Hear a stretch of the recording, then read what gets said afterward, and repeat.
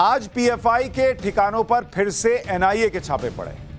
कुछ दिन पहले भी पीएफआई पर रेड हो चुकी है। आज पीएफआई पर छापों का सेकंड राउंड था। देश के 8 राज्यों में पीएफआई से जुड़े लोगों को पकड़ा गया है।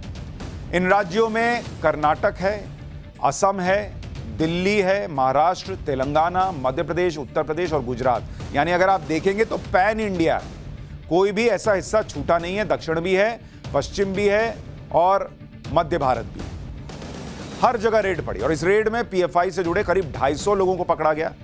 कर्नाटक से 72 लोग पकड़े गए, महाराष्ट्र से 43 लोग, यूपी से 44 लोग, असम से 20 लोग, दिल्ली से 32, एमपी से 21 और गुजरात से 15 लोगों की धरपकड़ हुई। ये रेड इसलिए की गई क्योंकि पिछली रेड में जो पीएफआई के टॉप लीडर्स पकड़े गए थे उनसे पूछताछ चली।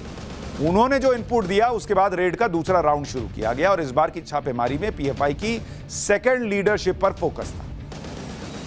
अब इन छापों के बीच अब तक जो आरोप पीएफआई पर लग रहे हैं उसके मुताबिक निकल कर यह आ रहा है कि पीएफआई के लोगों पर आतंकी कनेक्शन का आरोप है। पहला तो टारगेट किलिंग का आरोप है कि किसको किसको मारना है वो टारगेट किया हुआ था। इन पर अरब देशों से फंड जुटाने का आरोप लग रहा है। देश विरोधी गतिविधियों पर शामिल होने का आरोप है। देश का माहौल बिगाड़ने की साजिश रचने का आरोप है। तो सारे आरोप गंभीर हैं, कोई भी हल्का मामला दिख नहीं रहा। अब कहा यह जा रहा है कि जल्दी ही पीएफआई को बैन भी कर सकते हैं नरेंद्र मोदी और उनकी सरकार, क्योंकि ये जो ताबड़तोड़ छापेमारी हो रही है ये प्रतिबंध लगाने की तैयारी का हिस्सा बताया जा रहा है। लेकिन मेरा सवाल आज दूसरा है।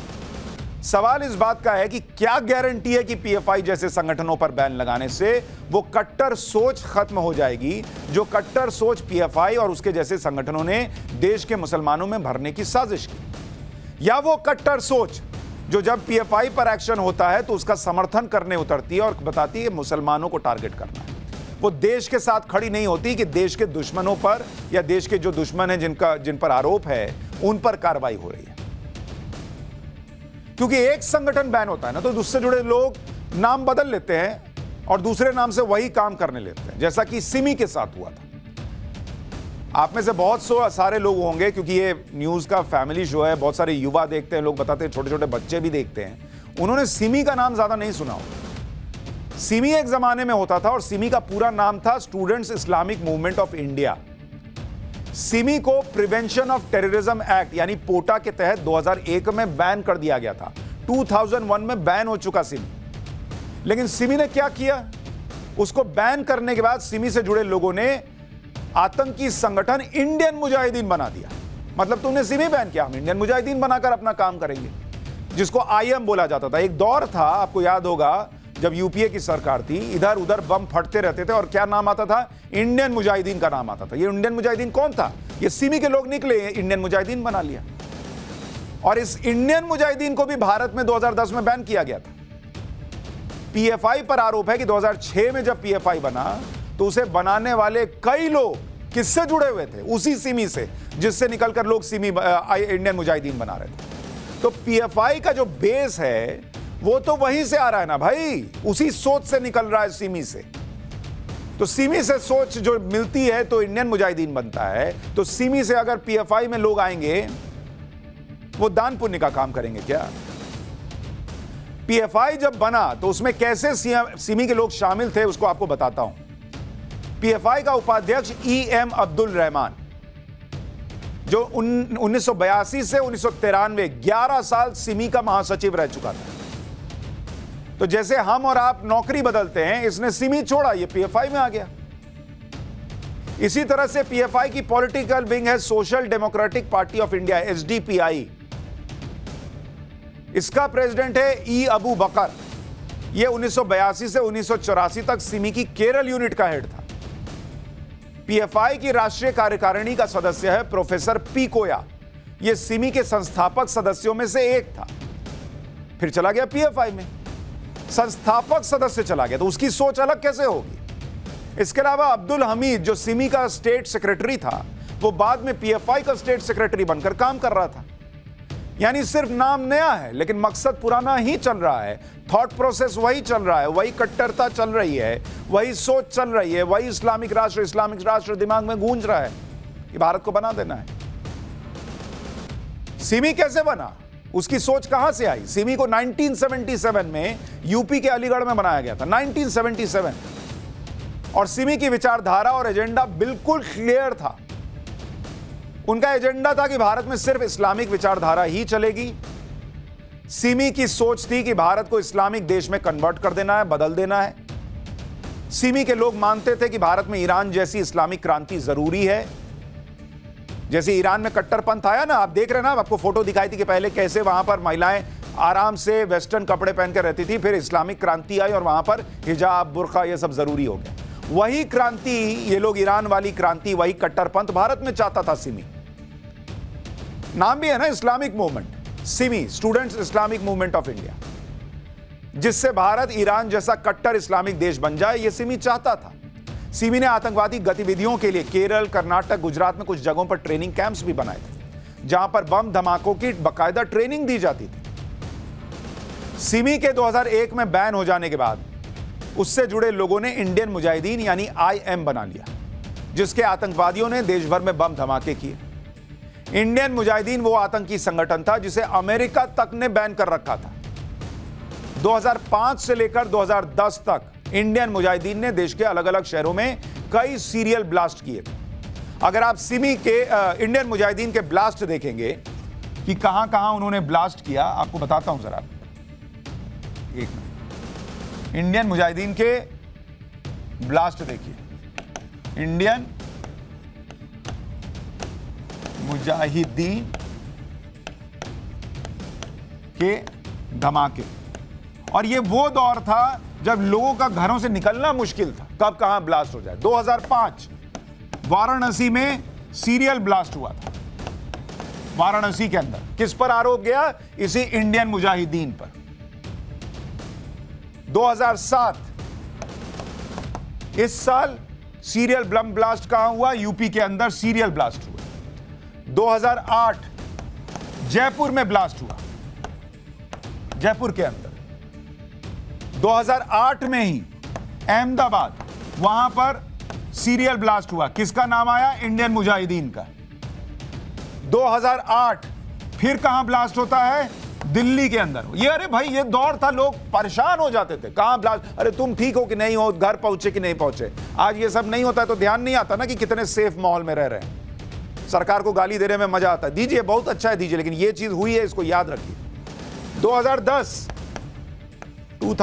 पुणे में ब्लास्ट होता है। किसका नाम आता है? इसी इंडियन मुजाहिदीन का नाम आता है। इसके बाद 2010 में इसको बैन कर दिए। फिर भी सोचिए कैसा नेटवर्क होगा कि 2011 में मुंबई में ब्लास्ट हुआ, 2011 में ही दिल्ली में ब्लास्ट हुआ। बैन होने के बाद चल रहा था ये सब, सोचिए।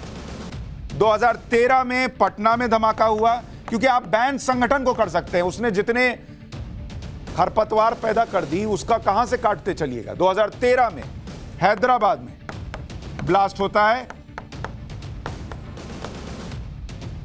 और 2013 में ही बोधगया में आतंकवादी हमला होता है। यानी सीधी सी बात, सिमी जैसा जो संगठन कट्टर इस्लामिक सोच के साथ बनाया गया, उसी ने बाद में देश विरोधी गतिविधियां शुरू कर दी और फिर उसी से निकले और उसी से जुड़े लोगों ने देश भर में बम धमाके किए। पीएफआई में भी ऐसे लोग हैं जो कभी सिमी में काम करते थे, इसलिए पीएफआई को लेकर सुरक्षा एजेंसियां बहुत पहले से अलर्ट रही हैं।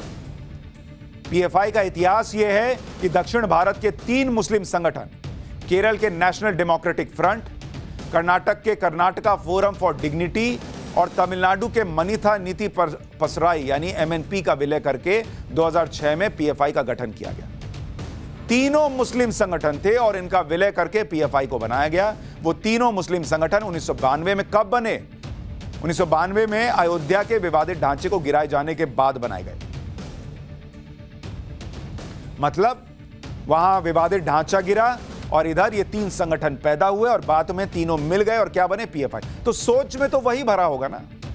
और ये संगठन देश के मुसलमानों में नफरत भरकर उन्हें देश के खिलाफ होने के लिए उकसाते थे। 2006 में बने पीएफआई ने अगले 16 साल में इतना पैर फैलाया कि इसका नेटवर्क देश के 23 राज्यों में फैल गया। और जहां पहले इसका हेडक्वार्टर केरल के कोझिकोड में होता था, बाद में इसका हेडक्वार्टर दिल्ली शिफ्ट कर दिया गया। सोचिए, आंख मूंदे बैठे रहेंगे आप और कैसे नेटवर्क फैलता है, क्या होता है।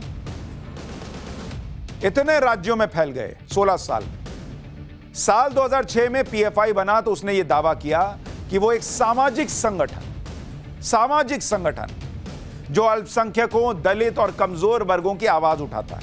इन्होंने क्या किया, स्मार्टली खेला।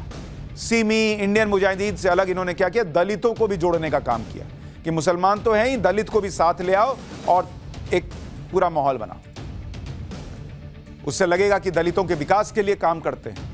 लेकिन 4 साल में ही पीएफआई तब बेनकाब हो गया जब 4 जुलाई 2010 को पीएफआई से जुड़े एक शख्स ने केरल के एक प्रोफेसर टीजे जोसेफ का हाथ ही काट दिया।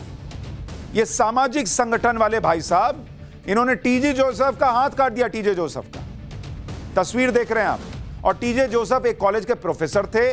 उन्होंने एक प्रश्न पत्र बनाया था जिस पर विवाद हो गया। आरोप लगा कि प्रोफेसर जोसेफ ने इस्लाम को बदनाम किया है। उन पर ईश निंदा का आरोप लगा। 4 जुलाई 2010 को जब वो चर्च से घर जा रहे थे, 7 लोगों ने कार रोकी, प्रोफेसर को कार से बाहर निकाला और कुल्हाड़ी से हाथ काट दिया। कि इसी हाथ से क्वेश्चन पेपर बनाए थे, हाथ काट दिया। किसने काटा, किस पर आरोप लगा? पीएफआई के लोगों पर। सामाजिक संगठन के लोग हाथ काटते हैं बॉस। उसी दिन पता चल गया था कि ये बोलने के लिए सामाजिक संगठन और दिमाग में ये सब चल रहा है। पीएफआई हमेशा इस बात से इनकार करता है कि सिमी से उसका कोई कनेक्शन है। मानेगा कैसे? क्योंकि सिमी तो बैंड है, इंडियन मुजाहिदीन बैन है। मान लेगा तो फिर और सवाल उठेंगे। लेकिन 2010 में केरल में सीपीएम की सरकार थी, लेफ्ट पार्टी की सरकार थी, बीजेपी की नहीं थी। केरल की बात कर रहा हूं। उसने कहा कि पीएफआई के प्रतिबंधित आतंकवादी संगठन सिमी से डायरेक्ट लिंक है। लेफ्ट की सरकार 2010 कह चुकी। 2013 में फिर केरल में कांग्रेस की सरकार थी। पीएफआई की उस फ्रीडम परेड पर उसने बैन लगा दिया ओमन चांडी सरकार ने, जिसमें वो सैनिकों जैसी वर्दी में पब्लिक प्लेस में ड्रिल करते थे। 2014 में केरल में कांग्रेस की सरकार ने हाईकोर्ट में हलफनामा दिया कि पीएफआई से जुड़े लोग कम से कम 27 राजनीतिक हत्याओं में, 86 अटेम्प्ट टू मर्डर केस में और 125 दंगों के मामले में शामिल है। ये लेफ्ट और कांग्रेस की सरकारें केरल में पीएफआई को देश के लिए खतरा बता रही थी। और आपको ये इसलिए बता रहा हूं क्योंकि आज नैरेटिव ये सेट किया जा रहा है कि मुसलमानों को टारगेट कर रही है नरेंद्र मोदी सरकार। 2024 के लिए माहौल बना रही है नरेंद्र मोदी सरकार। और इसलिए आपको ये बता रहा हूं कि 2013 में, 2014 में, 2010 में लेफ्ट की सरकार, कांग्रेस की सरकार, केरल के अंदर बीजेपी का कहीं अता पता नहीं। उसने भी कहा कि यह देश के लिए खतरा है। और आज जब उस खतरे पर कार्रवाई हो रही है तो कुछ लोग मुसलमानों को टारगेट किया जा रहा है, इसका एक स्क्रिप्ट लेकर आ गए। वही पुराना स्क्रिप्ट है, पन्ना पलटते हैं, वही बोल देते हैं। पीएफआई का मॉड्यूल भी आपको बता देता हूं बॉस। उस पर किस तरह की विचारधारा फैलाने और किस तरह के एजेंडे पर काम करने का आरोप लगता है। 2047 तक भारत को इस्लामिक देश बनाने की साजिश। अब जब सिमी से तार जुड़ रहे हैं, सिमी खुद चाहता था कि इस्लामिक कंट्री बन जाए इंडिया, तो वही सोच रहेगी। मुस्लिम युवकों को भड़काकर उन्हें आईएसआईएस, लश्कर जैसे आतंकी संगठन ज्वाइन करवाने के लिए उकसाना, उनका ब्रेन वॉश करो। आरएसएस और बीजेपी नेताओं पर लोन वुल्फ अटैक, मतलब जाओ बम बांधकर और फट जाओ, वो वाला आरएसएस और बीजेपी के नेताओं पर अटैक करो। अब लेकिन चूंकि धमाका करने में ये लोग पिछले 8 साल में कामयाब नहीं हो पा रहे हैं, लेकिन प्लान पूरा बना रहे हैं कि कैसे अंदर तक, जम्मू कश्मीर के पार तो पहुंच नहीं पा रहा ना, तो कैसे धमाके के लिए सामान लाएं और ये सब करें, ये आरोप लगता है। गरीब मुसलमान यानी पसमानदा मुसलमानों को देश विरोधी गतिविधियों के लिए तैयार करना। गरीब है, उसका फायदा उठाओ, जैसे पाकिस्तान में नहीं करते हैं। अजमल कसाब बहुत गरीब था, उस लड़के को ट्रेनिंग दी, यहां लाए। जितने आए थे सब गरीब थे, कोई अमीर खानदान के होते हैं। तो ये लोग गरीब को टारगेट करते हैं, उसको पकड़ते हैं और उससे काम कराते हैं। आरएसएस बीजेपी के खिलाफ देश की 60% आबादी को खड़ा करना इनका मकसद है। और इसीलिए दलित आया था।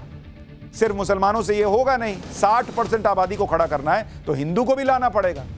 इसलिए दलित के सामाजिक हित की बात होती है। हज के नाम पर पैसे जमा करो और देश विरोधी गतिविधियों को अंजाम देना, यह भी आरोप है इन पर। मुसलमानों को बार बार यह कहकर भड़काना कि अल्लाह के कानून को स्थापित करना मुसलमानों का धर्म है और मुस्लिम ही इस धरती के राजा हैं। मुसलमानों को पीएफआई के बैनर तले लाना, भर्ती के बाद उन्हें हथियारों की ट्रेनिंग देना, पीएफआई की फंडिंग के लिए एनआरआई अकाउंट, मनी लॉन्ड्रिंग और रियल स्टेट का इस्तेमाल, ज्ञानवापी का मसला आ जाए, हिजाब का मसला आ जाए, सीए, एनआरसी जैसे संवेदनशील मुद्दे उठाओ, उसमें फैक्ट क्या है यह मत बताओ और मुसलमानों को भड़काओ, दंगे के लिए उकसाओ। इस्तेमाल करो इन टॉपिक्स का। मुसलमानों के हक की लड़ाई के नाम पर चंदा जमा करो, सिक्योरिटी एजेंसी से बचने के लिए पीएफआई के सदस्यों का रिकॉर्ड भी मत रखो। यह इनका मॉडस ऑपरेंडी आरोप के तौर पर बताया जाता है। पीएफआई पर जो आरोप लग रहे हैं उसमें एक बड़ा आरोप यह है कि वो हिंदू आबादी को बांटकर अपने एजेंडे के लिए इस्तेमाल कर रहा है। खुफिया सूत्रों से जो रिपोर्ट मिली उसके मुताबिक पीएफआई का मकसद यह है कि एससी, एसटी, ओबीसी और कम से कम 10% मुस्लिम समुदाय के लोगों को पीएफआई से जोड़ लेना। इसके लिए पीएफआई ने हर घर पीएफआई मुहिम भी चलाई। पीएफआई के राजनीतिक संगठन एसडीपीआई को चुनाव जिताने के लिए एससी, एसटी, ओबीसी का वोटर्स को अपने पक्ष में करना है। एजेंडा और प्लान देख रहे हैं कितना क्लियर है। पीएफआई के खिलाफ देश भर में एक्शन चल रहा है। यह भी खुलासा हुआ कि पीएफआई के निशाने पर आरएसएस और बीजेपी है। कल ही तमिलनाडु पुलिस ने बीजेपी और हिंदू संगठन से जुड़े एक व्यक्ति के घर पर बम से हमले के आरोप में 14 लोगों को गिरफ्तार किया। सूत्र बताते हैं कि अकेले तमिलनाडु में 23 सितंबर से 26 सितंबर के बीच 20 जगहों पर बीजेपी और आरएसएस से जुड़े लोगों के घरों और दफ्तरों पर हमले हुए। पीएफआई की गतिविधियों की जांच और पीएफआई से जुड़े ठिकानों पर रेड के बाद यह जानकारी भी मिली कि पीएफआई का अपना एक इंटेलिजेंस यूनिट है। जैसे सरकार का इंटेलिजेंस यूनिट होता है, वो काम करता है, पता लगाता है कहां क्या आतंकी गतिविधि चल रही है, कौन दंगा फैला सकता है, क्या कर सकता है। इन्होंने अपना इंटेलिजेंस यूनिट बना लिया और पीएफआई की इंटेलिजेंस यूनिट लोकल पुलिस और पुलिस के इंटेलिजेंस यूनिट पर नजर रखती है। देख रहे हैं, यह पता चल रहा है कि पुलिस इन पर नजर रखे। इन्होंने अपना इंटेलिजेंस यूनिट बनाया और पुलिस पर नजर रख रहे हैं कि ये हम पे नजर कब रख रहे हैं, कैसे रख रहे हैं, किस किस पे रख रहे हैं। ये इंटेलिजेंस यूनिट वो जानकारियां इकट्ठा करती है जिनके आधार पर पीएफआई अपनी गतिविधियां प्लान करती है। पीएफआई की इंटेलिजेंस यूनिट उन जगहों पर जिला स्तर पर काम करती है जहां जहां पीएफआई का नेटवर्क मजबूत है।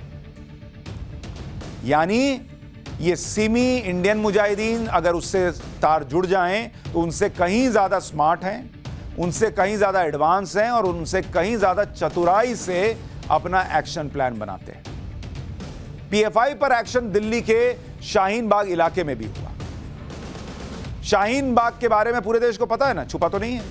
कैसे सीए विरोधी प्रदर्शन के दौरान सड़क रोककर महीनों कुछ लोग यहां बैठ गए। इसे जन आंदोलन बता दिया गया था। इसी शाहीन बाग में पीएफआई के दफ्तर पर रेड हुई, कई लोग पकड़े भी गए।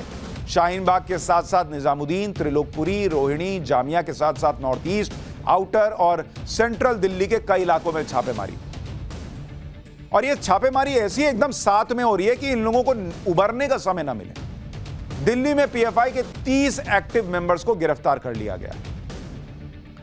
पीएफआई जैसे संगठन उस कट्टर सोच को और खतरनाक बनाते हैं जिस कट्टर सोच की जमीन पहले से ही घर घर में तैयार की गई है।